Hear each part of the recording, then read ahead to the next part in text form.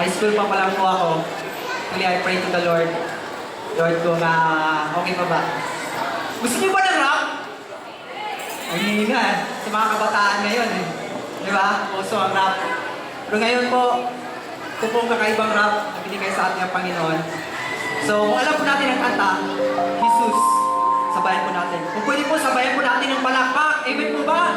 Palakpakan po natin yung buhay na Diyos. Praise the Lord.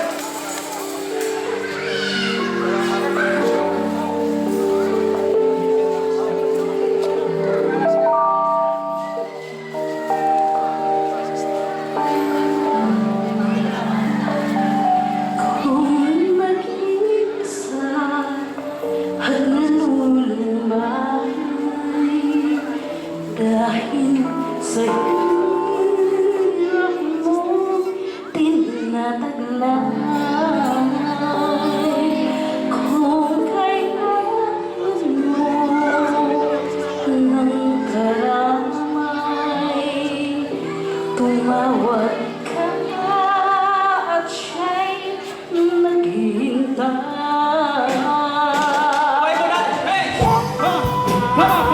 Ang iyong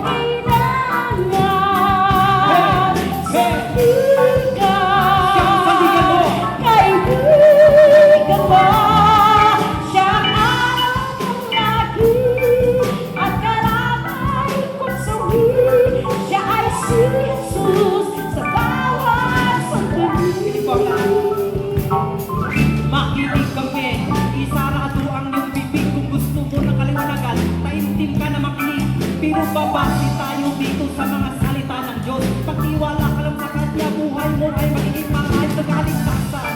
Kailan may di pinaghihirapan, ito ay makakamit sa pananampalataya lamang kay Jesucristo na gumawa ng sandaigdigan, nagkatawang tao na matay para sa iyong kasalanan. Basahin mo, Efeso 2:8 hanggang 10. Pagtiwala ka sa Kanya, siya ay lubos na mapiplis. At syempre, nakipan mo ito ng mabuting gawa, dahil ang kaligtasan siya lamang ang may gawa.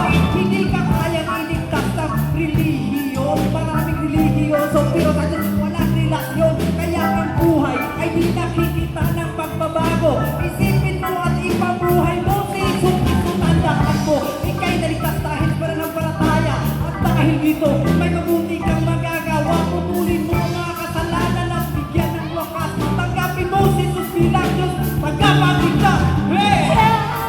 Come on, sabay-sabay po tayo! Siya ang dapat tanggapin. At kinali sa buhay mo. Siya naman bukas ngayon. Sa langit may tugon. Siya ay si Jesus sa habang panahon. Anak ng Diyos, kaya huwag mo masyadong isipin. Pagtatanggol ka niya sa mga problema mo darating. Ilabas sa itin at huwag ka nang malungkot. Nasa puso mo si Kristo, bakit ka patatawa? Nabigay niya lang sa atin ang kanyang buhay. Tapos iisipin mo na tumalon sa tulay. Namatay siya sa krus, isa ka sa mga dahilan. Tapos iisipin mo, ikay pinababayaan. Baka sa iba na tumatakbo sa oras ng problema. Baka sa alak, sa droga, o mga barkada. Nandiyan si Jesus, naghihintay sa tawag mo. Siya lamang, tapat magmamahal. Hey!